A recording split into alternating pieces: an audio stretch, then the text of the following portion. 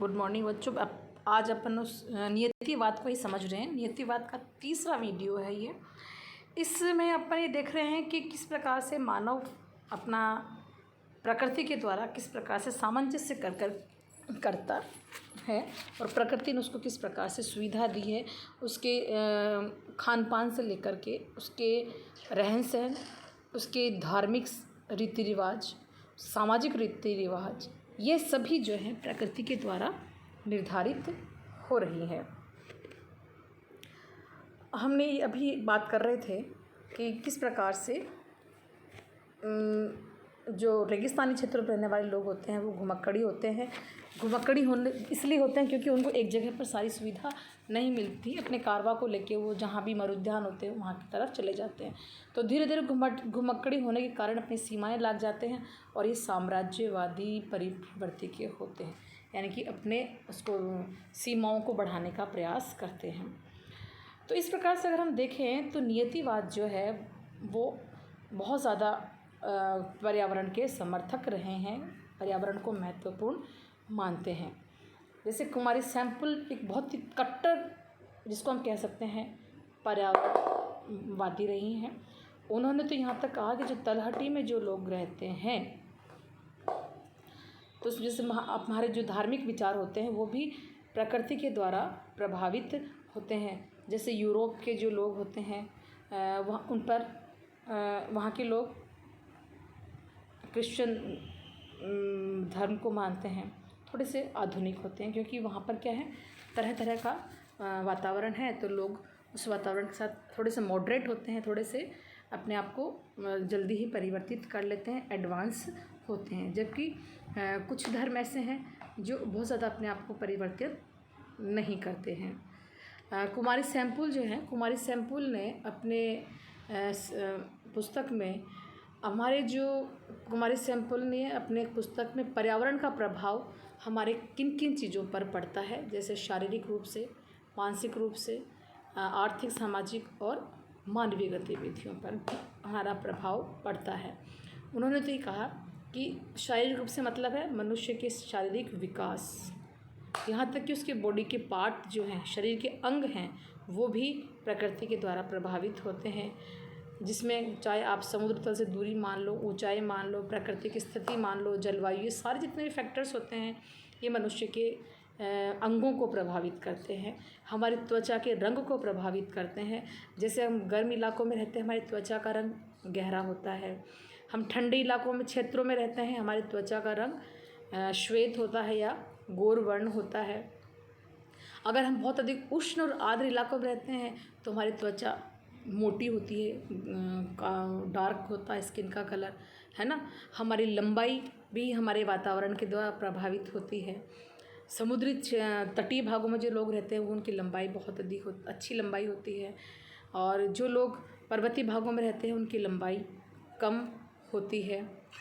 तो इस तरीके से हर चीज़, हमारे बाल भी हमारे प्राकृतिक वातावरण के द्वारा प्रभावित होते हैं।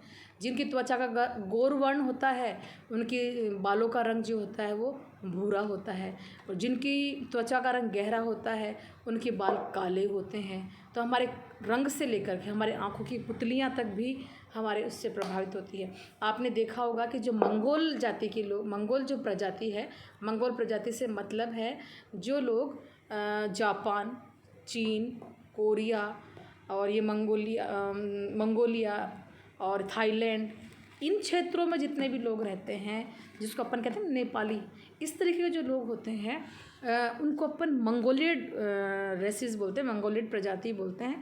इनकी आंखें बहुत छोटी होती है, मतलब आँखों की जो आकार होता है छोटा होता है। इसका रीज़न क्या है, जितने भी देश हैं ये सारे प्रशांत महासागर के किनारों पर बसे हुए हैं। तो यहाँ पर क्या होता है, समुद्र के किनारे पर रहते हैं तो यहाँ पर बहुत ज़्यादा मच्छर भी होते हैं। तो ये मच्छर बार बार में इनकी आँखों की तरफ जाते हैं, तो उससे बचने के लिए इनकी आँखों की जो पुतली है वो छोटी है ताकि आँखों पर इनका प्रभाव नहीं पड़े। यानी कि प्रकृति ने पहले ही बता दिया कि भाई इसकी आँखें बड़ी रहेगी तो मच्छर इसको परेशान करे, तो प्रकृति उसकी आँखें अपने आप छोटी हो जाती है। मानसिक प्रभाव, मानसिक प्रभाव से मतलब हमारे धर्म, हमारा साहित्य, हमारी संस्कृति, हमारी भाषा, हमारी भावनाएं, ये सभी भी प्रकृति के द्वारा प्रभावित होती है।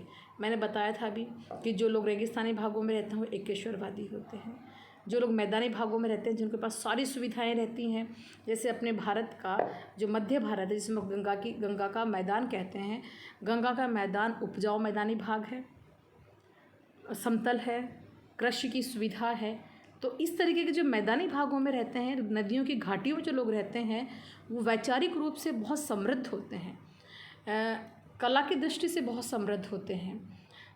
क्यों होते हैं? क्योंकि उनको जीने के लिए बहुत संघर्ष नहीं करना पड़ता। जैसे पर्वतीय भागों में जो लोग रहते हैं उनको संघर्ष करना पड़ता है, और मैदानी भाग में रहने के लिए उसको प्रकृति ने पहले सुविधा दे रखी इतनी, तो उसका विवेक जो है वो ज़्यादा पावरफुल हो जाता है। इसलिए वो कलात्मक रूप से सोचने लग जाता है, धार्मिक रूप से उसको तर्क की भावनाएं उसमें पैदा होती है, नए साहित्य रचने की क्षमता पैदा हो जाती है ना।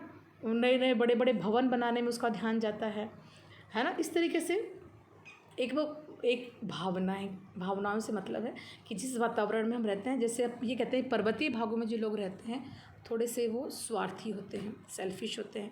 क्यों होते हैं? या थोड़े से लड़ाकू होते हैं। इसका कारण क्या होता है? उनको छोटी छोटी चीज़ों के लिए बहुत मेहनत करनी पड़ती है। तो इसलिए वहाँ के जो लोग रहते हैं उनको अपनी चीज़ों से बचा के रखना होता है ना। तो इसलिए उनको छोड़ने में बड़ा लगता है कि मैंने इतनी मेहनत सर्जित करी, तो उसके लिए संघर्ष का भाव उन्हें पैदा होता है। आर्थिक और सामाजिक प्रभाव। आर्थिक और सामाजिक प्रभाव से मतलब है कि जहाँ पर जिस प्रकार के आर्थिक संसाधन हमारे को प्रकृति के द्वारा प्रदत्त है, उसी तरह की वहाँ पर सामाजिक जीवन बनना प्रारंभ हो जाता है।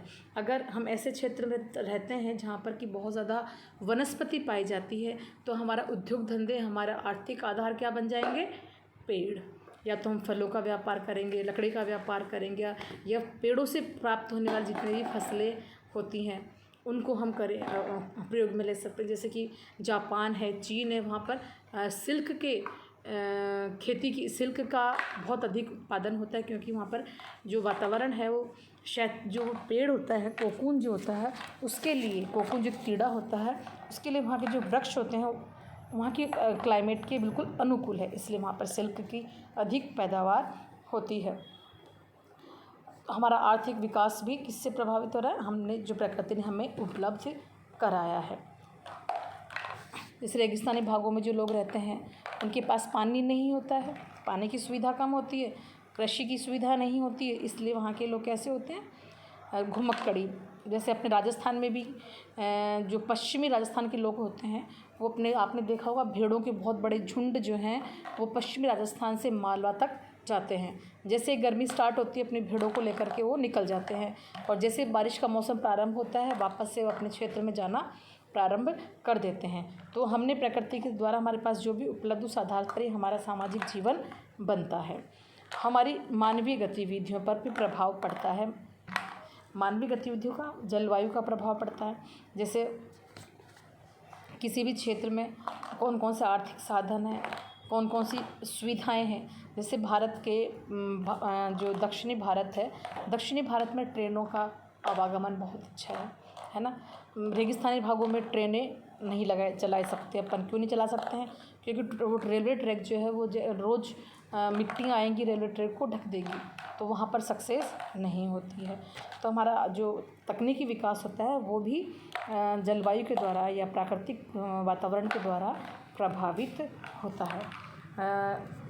नियतिवाद जो था वो 20वीं शताब्दी तक अपने चरम पर था, और सभी भूगोलवेत्ता जो थे वो अधिकतर जो जर्मन भूगोलवेत्ता, खास तौर से आपको ध्यान रखना है कि जर्मन भूगोलवेत्ता जो थे वो नियतिवाद के समर्थक थे। इसलिए समर्थक थे कि उस वक्त तक बहुत अधिक तकनीकी विकास नहीं हुआ था, इसलिए वहाँ के लोगों के जो जोग्राफर्स थे उनके ऊपर प्रकृति का बहुत अधिक प्रभाव था, इसीलिए वो उनको प्रकृति महत्वपूर्ण मानते थे प्रकृति को। अब है, हमने अभी तक देखा कि अभी तक जितने भी जोग्राफर्स थे वो सभी नियतिवाद के समर्थक रहे थे, और वो प्रकृति से ज़्यादा प्रकृति को महत्वपूर्ण मानते आ रहे थे। अब अपन देखते हैं कि प्रकृति जो निश्चयवाद है, क्या वास्तव में ये निश्चयवाद सही है या नहीं है। वैसे तो अगर हम माने या हम देखें तो मानव प्रकृति के द्वारा प्रभावित होता है, लेकिन इसमें जैसे सैंपल है, कुमारी सैंपल जो बहुत ज़्यादा ही प्राकृतिक वातावरण का प्रभाव को दर्शाती हैं, किंतु मानव प्रकृति में मुझे ऐसा लगता है उसके नियंत्रण में नहीं रहता है मानव, बल्कि उसके नियंत्रण में ना रह कर के बल्कि वो प्राकृतिक वातावरण के साथ सह संबंध बनाता है। इसीलिए इसकी थोड़ी बहुत आलोचनाएं हमको देखने को मिलती हैं, जिसमें कि एक ज्योग्राफर एक थे हीगल एक दार्शनिक थे। उन्होंने तो कहा कि मेरे सामने भौगोलिक नियतिवाद की बातें मत करो, क्योंकि जिस स्थान पर पूर्व में यूनानी लोग रहते थे आजकल वहाँ पर तुर्की लोग रहते हैं। कैसे? ग्रीक लोग रहते थे पहले, जहाँ यूनानी सभ्यताएं बसती थी आज वहाँ तुर्की लोग रहते हैं।